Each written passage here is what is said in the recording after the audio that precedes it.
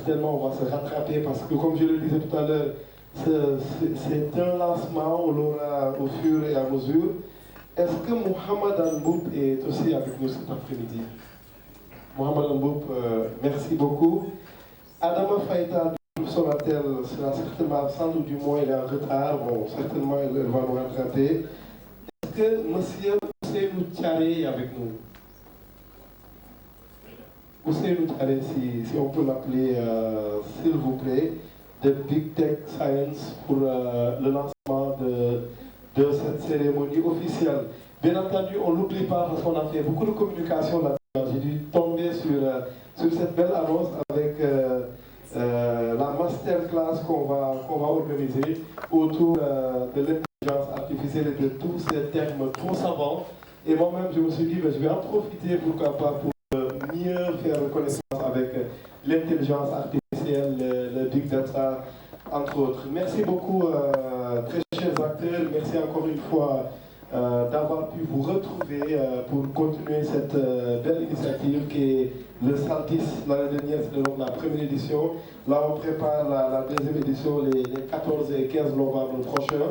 Je m'appelle Ousmane Gueye, journaliste. Je suis toujours honoré d'accompagner les acteurs, notamment engagés autour du Saltis pour une belle réussite. On a hâte de voir ce que ces solutions-là vont donner. Ces solutions sont issues, bien entendu, de ce beau public jeune qui est avec nous cet après-midi. Pour démarrer donc cette cérémonie officielle, je vais donner la parole à Madame Fatima Sall de l'organisation du Saltis 2023 pour le mot qui lui revient sur ce panel. Merci beaucoup.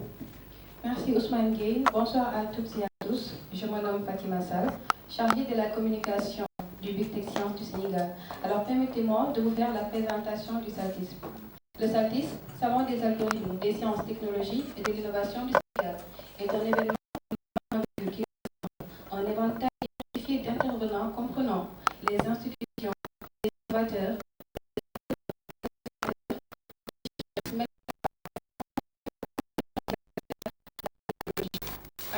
les 14 et 15 novembre 2023 à l'Université Cheikh Anta Diop de Dakar. Formez-vous, armez-vous de science jusqu'au temps et arrachez votre patrimoine culturel, disait Cheikh Anta Diop. Merci pour votre attention. Merci beaucoup Fatima Sall de l'équipe qui organise le Saltis 2023. On a bien noté évidemment de Cheikh Anta Diop. Ça tombe bien, on est au Sénégal, on n'est pas très loin d'une fameuse université qui s'appelle l'université Cheikh Anta Diop de Dakar et on connaissait bien entendu la place qu'occupait la science dans les travaux. Sénégal, au-delà du Sénégal, je pense que c'est vraiment fondamental. Autre chose, seconde édition, alors nous on est très heureux et j'ai envie de dire honorés que le Saltis et l'IAS nous fassent confiance pour soutenir cette initiative. Je suis aussi très ravi de savoir, mais c'est la force du Sénégal, hein, de voir Galsen Aï aussi rejoindre l'Institut des algorithmes du Sénégal. C'était aussi un sujet que nous avions abordé. Il y a effectivement deux communautés qui officient, avancent, des trajectoires respectives, mais je pense qu'il n'y a pas forcément assez de place pour deux communautés pour créer des événements parallèles. Il faut s'unir. Et Galsen Aï et l'Institut des algorithmes du Sénégal se sont réunis pour porter ce challenge, cette édition.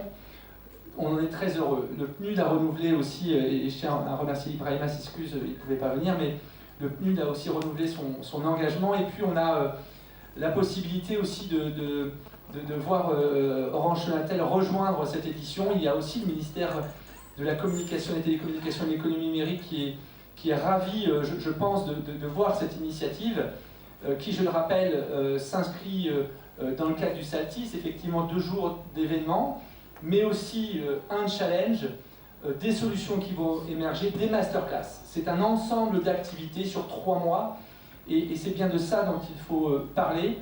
Et la continuité et la lisibilité de ces actions est extrêmement importante pour la mise en place de la feuille de route de la stratégie nationale d'intelligence artificielle. Donc je tiens à vous remercier.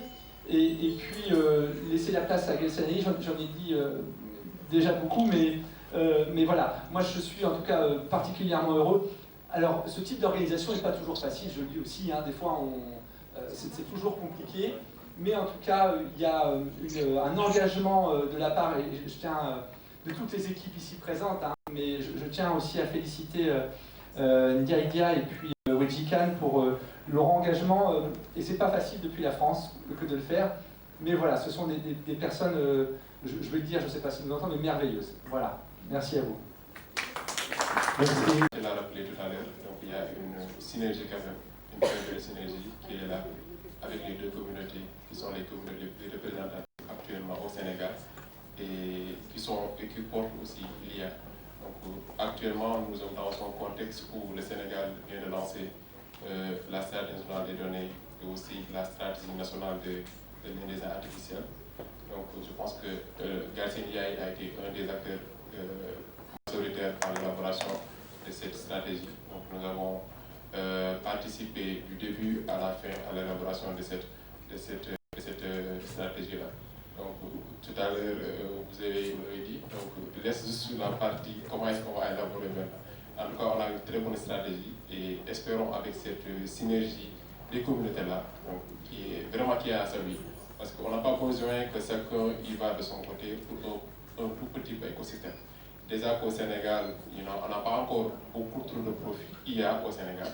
Donc l'écosystème n'est pas aussi vaste que ça. Donc c'est à nous quand même d'essayer de regrouper nos forces à travers des initiatives comme celle-là. Donc Ndiaye n'est pas là, lui dit non plus. Mais bon, par les gens qui les représentent, nous tenons vraiment à les saluer aussi, à les remercier pour l'invitation et l'honneur qu'ils nous ont fait de nous faire participer à cette initiative. Pour les jeunes qui sont là, nous sommes en train de travailler à la formation, à la vulgarisation de l'intelligence artificielle ici au Sénégal. Et je pense que Galsen AI n'est plus à représenter actuellement pour quelqu'un qui est bien dans l'écosystème.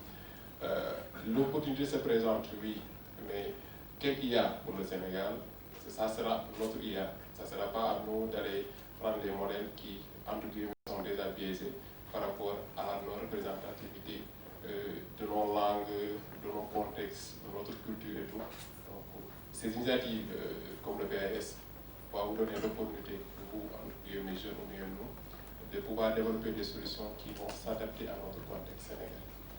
Je ne vais pas être long, mais c'est encore un honneur et vraiment un plaisir de prendre part à cette activité. Merci beaucoup. Merci beaucoup. Je représente le Big Tech Sciences, qui est une organisation qui agit depuis 2021 dans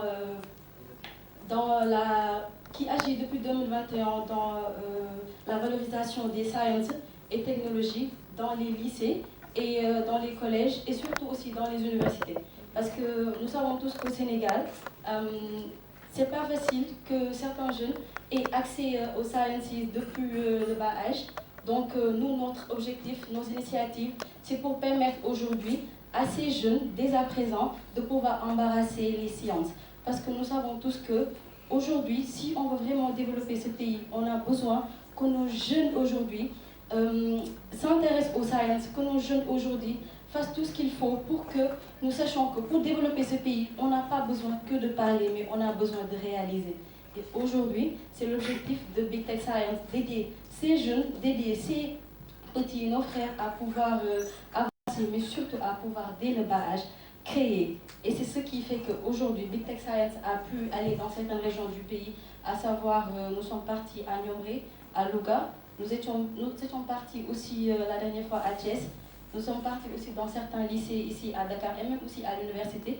Toutes ces activités nous ont permis de savoir qu'aujourd'hui aussi, dans les coins reculés du Sénégal, nous avons des problèmes. Et ces problèmes sont le fait que ces jeunes n'ont même pas accès à certains outils. Et si on le dit, certains vont choquer, mais c'est tellement vrai parce qu'on se rend compte que les choses se limitent qu'à Dakar. Dans les coins reculés, ils n'ont pas accès à ces sciences. Et aujourd'hui, c'est le rôle de Big Tech Science de les aider à pouvoir, dès le bas âge, avoir accès à ces outils, à pouvoir savoir qu'ils ont l'art de créer. Nous tous savons que nous voyons aujourd'hui sur les réseaux sociaux des jeunes de 5 à 10 ans créer des choses extraordinaires. Et pourtant, nos mêmes jeunes sont en train de faire ces genres de choses. Et surtout avec juste le strict minimum, qui est soit un bout de bois, qui est soit juste du fil de fer. ils sont extraordinaires. Et donc, nous, notre objectif, le Big Tech Science, c'est les aider à sortir le génie qu'ils ont dans leur ventre. Nous les aidons à montrer que ce qu'ils ont à l'intérieur, ils doivent les valoriser. Nous les aidons à montrer que nous pouvons leur donner espoir de, dans le futur, développer ce qu'ils ont dans leur ventre. Donc voilà, c'est le juste du Big Tech Science. Je ne vais pas monopoliser la parole, donc voilà. En tout cas, c'est les activités que nous faisons et nous vous appelons tous à participer, nous vous appelons tous à, autour de vous, sensibiliser vos jeunes, vos amis, parce qu'aujourd'hui, il faut savoir que les gens, ils veulent, ils peuvent, mais ils ne sont pas informés. Donc s'ils n'ont de nous à l'information, on peut leur faire passer la science et l'esthétique de l'intelligence. Avec la science, on peut nier le passé en l'aimant. Avec la science, on peut nier le passé en continuant d'agir. Avec la science, on peut nier le passé en continuant de faire tout ce que nous pouvons aujourd'hui pour montrer que ce qu'il disait, c'est peut-être vrai, mais même si ce n'est pas vrai, on va continuer. Avec la science, on peut contredire notre maître en le valorisant, parce qu'aujourd'hui, s'il explique quelque chose, on peut savoir que, ah ouais, est-ce que c'est vrai? Mais on va se dire, on va chercher une autre science pour lui montrer que il a peut-être raison, il a peut-être pas raison. Donc la science et l'esthétique de l'intelligence, en tout cas, je vous incite tous à venir aimer la science. Soyez des amoureux de la science. Merci. Ce challenge passe. Donc en fait, c'est très intéressant. Cette fois-ci, comme l'a souligné M. Bamba Faye, on a réduit à deux problématiques en fait, et les deux sont très importantes. La première, elle tourne autour de l'environnement, de tout ce qui est préservation des forêts, et la deuxième, réchauffement climatique, etc. Et la deuxième, en fait, c'est une problématique en rapport avec la linguistique. Donc cette année, le Sénégal a perdu un grand linguiste, c'est le professeur Pathé Diagne, qui a produit pas moins de 25 ouvrages, qui a fait beaucoup de recherches, et notamment sur la langue Wolof. Donc je pense que d'une certaine manière, ça pourra également être un facteur de motivation. En tout cas, on est vraiment ravis d'être là. Je remercie chaleureusement les organisateurs, particulièrement M. Ndiaïdia et Mme Ouedjikan, et tous les partenaires qui soutiennent cette activité. On a vraiment hâte de découvrir les projets. Donc nous, le jury, on aura jusqu'au 31 octobre en fait, pour exploiter en fait, ce que vous allez produire et pour vous classer. Et rendez-vous les 14 et 15 novembre, Inch'Allah, à l'UCAD pour la proclamation des résultats et la remise du trophée aux vainqueurs du challenge. Donc c'était vraiment un mot au nom du jury pour vous souhaiter bonne chance aux équipes. Et merci aux participants qui sont venus nombreux. On est vraiment très contents de voir que l'IA mobilise beaucoup. Et comme l'ont souligné mes prédécesseurs, l'État du Sénégal aussi est vraiment en train de faire des avancées notoires en matière de stratégie à la fois de l'intelligence artificielle, du numérique. Moi-même, je suis membre d'un COPIL qui a été mis en place par la coopération belge Enabel et la directrice de l'IA en fait partie. Voilà. Donc merci à tous, excellente soirée. La problématique 2, parce que j'ai utilisé la détection de maladies des plantes au niveau de mon soutenance en licence 1. Donc lorsque j'ai vu reconnaissance d'identité en langue wolof, je me suis dit pourquoi pas ne pas tenter pour voir qu'est-ce que je vais faire pour aider notre pays à utiliser l'intelligence artificielle au niveau de la langue wolof. C'est pour ça que nous avons choisi la problématique 2. Merci. Professionnel. Donc juste revenir sur ces 4 structures que vous voyez en bas et qui chapeautent actuellement ma situation professionnelle, à savoir Bantou, qui est l'entreprise où je suis, qui est une entreprise d'ingénierie logicielle qui est basée à l'Est-Foire et qui évolue dans ce domaine de l'intelligence artificielle. L'université Gaston Berger de Saint-Louis, où je fais actuellement mon doctorat dans le laboratoire LANI d'analyse numérique et d'informatique.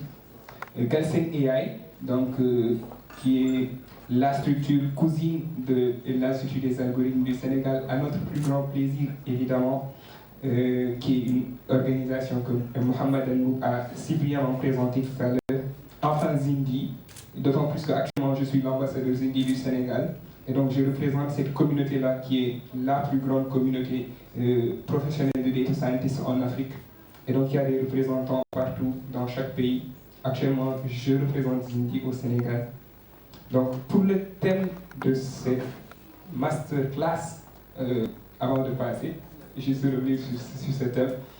Donc un mot qui est vraiment très charmant. Le thème de cette masterclass, donc, qui est sur une introduction au machine learning et au deep learning. Donc avec un point d'ordre, un point d'honneur à relater des use cases bien concrets que sont la reconnaissance des entités nommées et la détection d'objets, qui entrent en fait en ligne de mire avec les challenges que vous devez résoudre actuellement, donc les deux problématiques. Donc nous allons juste essayer de se ressortir en fait ce dont vous aurez besoin en termes d'expertise d'IA qui soit relatif à ces sujets-là. Donc je pense qu'on peut passer. Oui, excellent. Et donc, les points à aborder lors de cette masterclass seront au nombre de 4.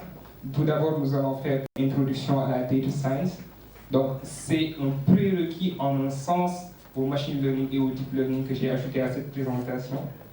Ensuite, nous passerons au machine learning et au deep learning proprement dit. Et nous essayons de rentrer en fait dans les différents algorithmes que vous pourrez utiliser avant de voir ces use cases que sont la détection d'objets et la reconnaissance des entités nommées. Donc le nerf. Donc on commence avec l'introduction à la data science. Et pourquoi cette introduction? Juste à cause de cette simple phrase qui est que la matière première de l'intelligence artificielle aujourd'hui, c'est les données. Donc on le sait, on a entendu des gens venant de l'école de la statistique et de la démographie.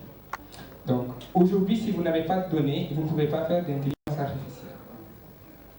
C'est aussi simple que cela. Donc j'ai mis vérité générale. En réalité, je n'avais pas de personne qui ait dit ces citations, puisque je l'ai créé toute pièce. Mais c'est une vérité qui est absolument fondamentale quand on évolue dans le domaine de l'intelligence artificielle. Tout est centré au niveau des données. Donc si vous avez les bonnes données, bien traitées, bien structurées, vous pouvez faire tout ce que vous voulez. Mais si vous ne l'avez pas, même avec les meilleurs algorithmes, vous n'irez nulle part. Donc c'est important de commencer avec ça. Donc la data science, c'est donc une science qui est pluridisciplinaire. Donc c'est une science qui va impliquer beaucoup de compétences à la fois. Tout à l'heure, Bamba Faye le relatait en un sens, en disant que vous voulez faire un projet d'intelligence artificielle, vous aurez besoin du biologiste, vous aurez besoin de l'environnementaliste, etc. Donc quand on est dans la science des données, en fait, on est dans une science où les données qui sont utilisées, en fait, peuvent provenir de n'importe quel secteur.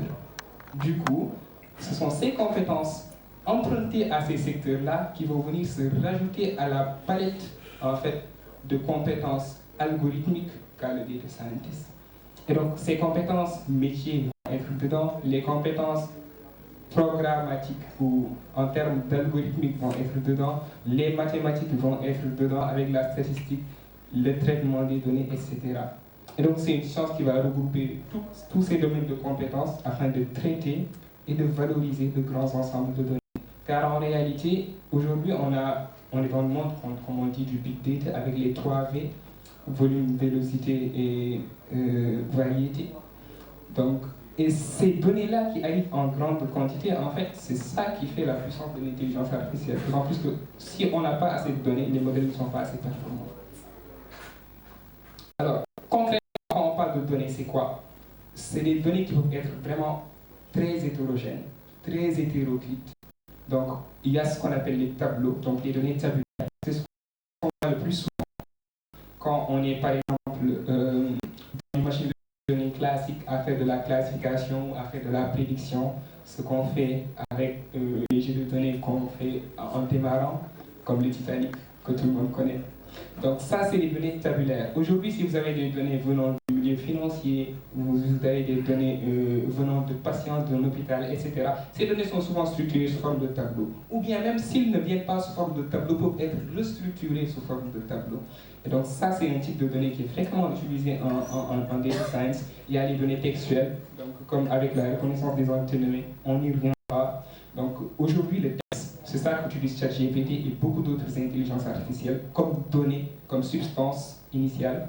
Donc les images, évidemment, avec le computer vision, on y reviendra, les audios, aujourd'hui avec les modèles de reconnaissance vocale et de synthèse vocale et de reconnaissance du speaker, etc.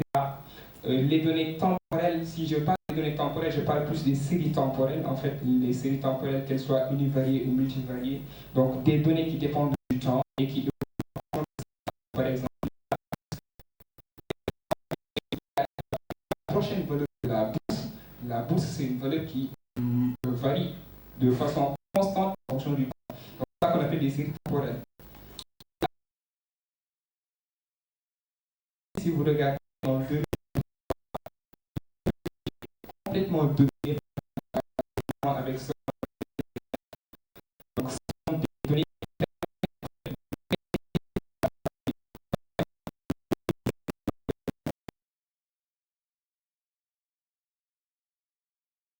ils prennent des photos. À partir des photos qu'ils ont de tous les paysages, en fait, ils vous reconstruisent en 3D